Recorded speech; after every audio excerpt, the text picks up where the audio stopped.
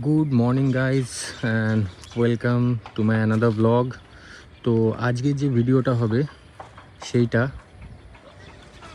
এইটার ওপর, my gentle giant the Honda CB 350। এটা আমি কিনেছিলাম 2024 আগস্টে। অলমোস্ট 1 বছর 3-4 মাস, মানে 14-15 মাস মতো হয়ে গেছে আমার এই বাইকের বয়স। এই বাইক নিয়েই একটা রিভিউ আমি বলেছিলাম যে আমার ইউটিউব চ্যানেলে আপলোড করব, তো সেটা নিয়েই চলে এসেছি। আগে এই বাইকের ব্যাপারে কিছু বলি, তারপরে আমি কিছু পজিটিভ অ্যান্ড নেগেটিভ দিক আমি বলবো এই বাইকের।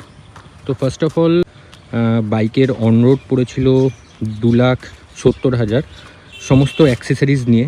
অ্যাক্সেসরিজের মধ্যে কী কী আছে আমি একটু বলে দিই। This is the backrest with career, এটা একটা অ্যাক্সেসরিজ। এটা এই লেগ গার্ড, এই একটা অ্যাক্সেসরিজ আমি নিয়েছিলাম। এগুলো সব হন্ডা থেকেই ফিটিংস। এই যে সামগার্ড, এই সামগার্ড এটা একটা। তো এই তিনটে জিনিস আমি অ্যাক্সেসরিজ হিসেবে নিয়েছি। তো এই অ্যাক্সেসরিজ নিয়ে এবং বাইক নিয়ে আমার 2,70,000 মতো পড়েছিল। এটা এই মডেলটা হচ্ছে DLX Pro। যেমন তোমরা দেখতে পাচ্ছ এখানে Bluetooth connectivity, turn by turn navigation সব কিছু রয়েছে। আর এর আরেকটা ভার্সন আছে DLX, যেটায় কিনা শুধু এগুলো কিছু নেই, এই বাটনগুলো কিছু নেই এবং কোনো turn by turn navigation, Bluetooth connectivity নেই। অ্যান্ড বাই কালার হয়, মানে বডির যে কালার সেই কালারের ফ্রন্ট অ্যান্ড ব্যাক মাডগার্ড হবে না। ফ্রন্ট অ্যান্ড ব্যাক মাডগার্ড শুধু DLX ভেরিয়েন্টে ব্ল্যাক হয়, আর যদি DLX Pro ভেরিয়েন্ট না হয় তাহলে সেক্ষেত্রে বডি কালারের হয়। ও ট্রিপ মিটারটা একবার অন করে তোমাদেরকে দেখাই, আশা করছি দেখতে পাচ্ছ।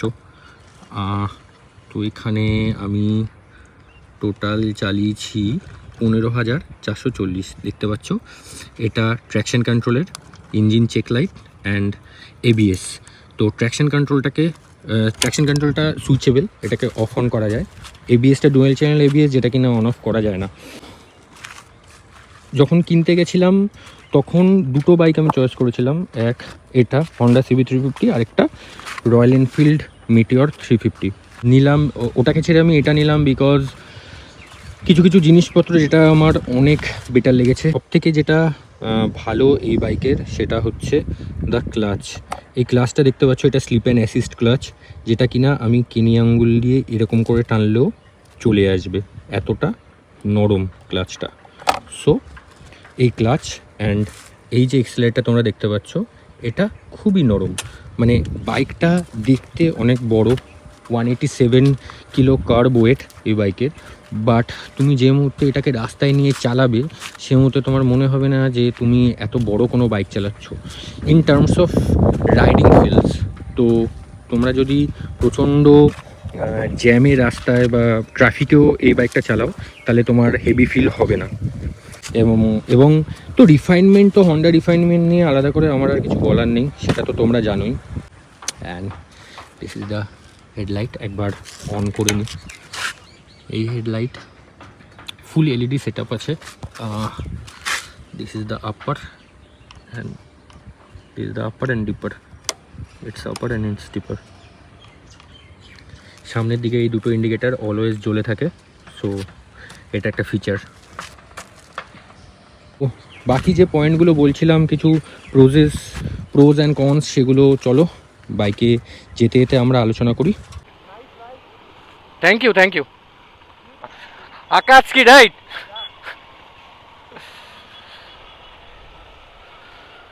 ওকে, থ্যাংক ইউ। তো সবার প্রথমে যে পজিটিভ জিনিসটা আমি ফিল করেছি এবং যেটার জন্য বলতে পারো আমি এই বাইকটা নিয়েছি, that is the ride experience. মানে তুমি যখন কোনো ট্রাফিকের মধ্যে, সিটির মধ্যে, অ্যাকচুয়ালি CB 350, CB কথাটার অর্থই হচ্ছে সিটি বাইক। সো সিটির জন্য তুমি বলতে পারো এটা ইন টার্মস অফ সাইজ, হ্যাঁ এটা একটু বড়, অবভিয়াসলি অনেকটাই বড়।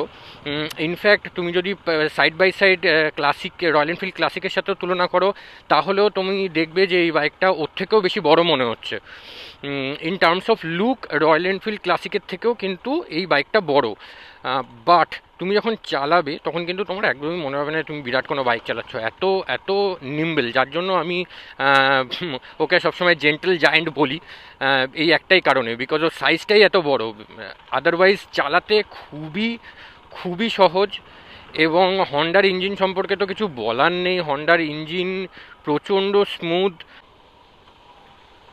তো এই বাইকটা কেনার পরে আমাকে অনেকে বলেছিল যে ভাই তুই এত টাকা যখন ইনভেস্ট করলি তাহলে ওয়াই নট রয়্যাল এনফিল্ড, হ্যাঁ তুই এই বাইকটা কেন কিনলি, রয়্যাল এনফিল্ড কিনতে পারতি, সেই দামে তো রয়্যাল এনফিল্ড চলে আসতো।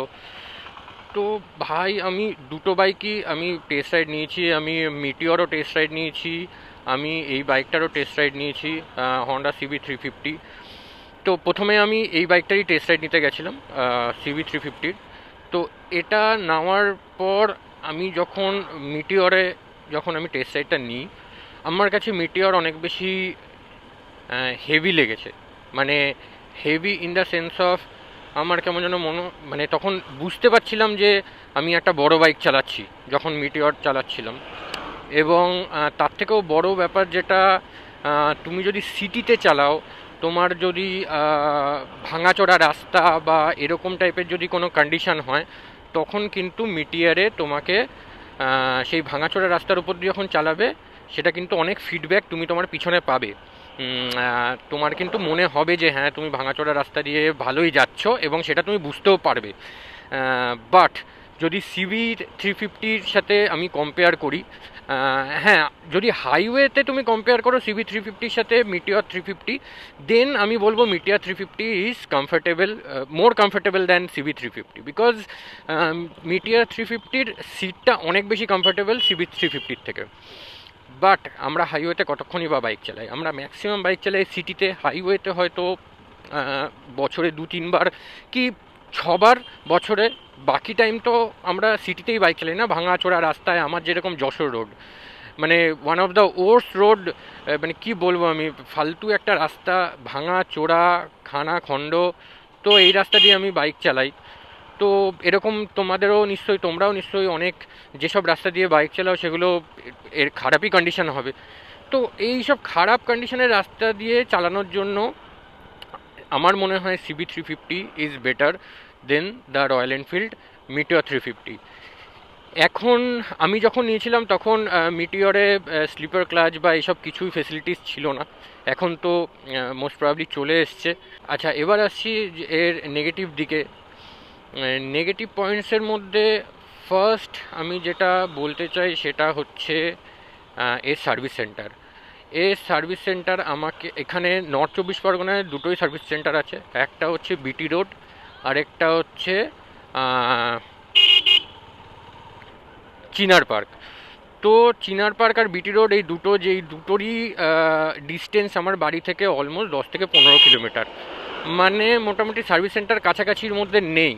যে এই যদি আমি রয়্যাল এনফিল্ড নিতাম তাহলে আমার বারাসাতে সার্ভিস সেন্টার আছে, মধ্যমগ্রামে একটু এগালেই মধ্যমগ্রামে আবার সার্ভিস সেন্টার আছে। তো চারদিকে রয়্যাল এনফিল্ডের সার্ভিস নেটওয়ার্ক চারদিকে ছড়িয়ে। তো এটা একটা আমি বলবো যে হন্ডা বিগ উইংসের একটা নেগেটিভ দিক, যে খুবই কম সার্ভিস সেন্টার, কিছু হলে সেই আমাকে সেই চিনার পার্কে বা BT রোডে এখানে নিয়ে দৌড়াতে হয় বাইক।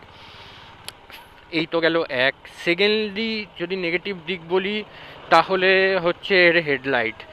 এর হেডলাইট বেকার, কোনো কাজের না, যার জন্য আমি এই জেজির মার্সিডিজ অক্সিলারি লাইটটা লাগিয়েছি।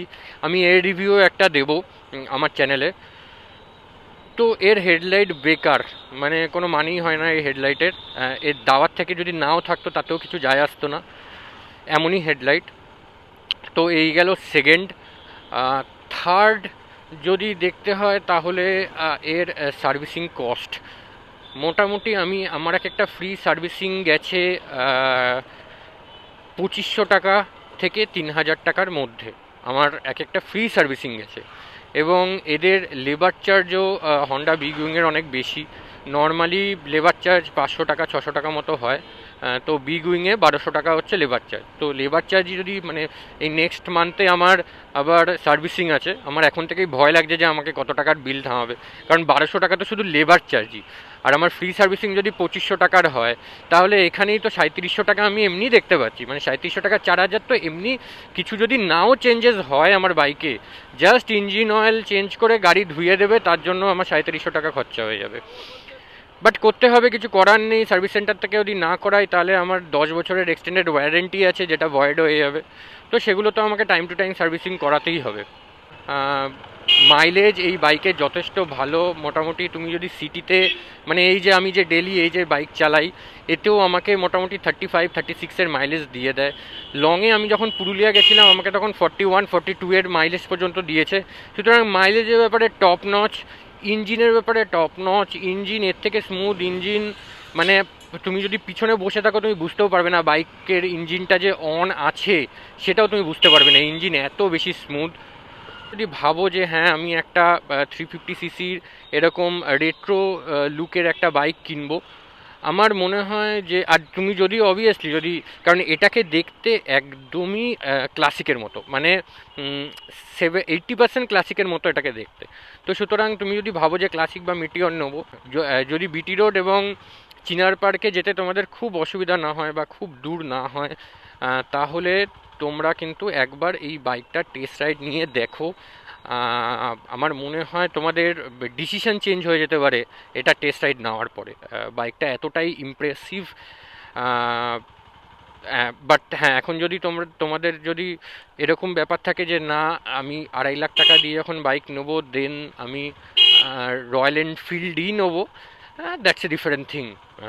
বাট যদি কেউ মনে হয়, যদি কারোর মনে হয় যে না আমি আগে দেখে নিই, আমি সব বাইক যা যা এই সেগমেন্টের মধ্যে আছে আমি সব চালিয়ে সব বুঝে দেন আমি ডিসাইড করব, দেন তোমরা এই বাইকটার একটা টেস্ট রাইড নাও, নিয়ে দেখে নাও যে কেমন লাগছে না লাগছে।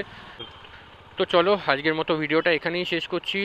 যদি ভিডিওটা ইনফরমেটিভ লেগে থাকে অ্যান্ড ভালো লেগে থাকে, তাহলে ভিডিওটায় লাইক করে দিও, চ্যানেলটাকে সাবস্ক্রাইব করে দিও। দেখা হবে নতুন এক ভিডিওতে।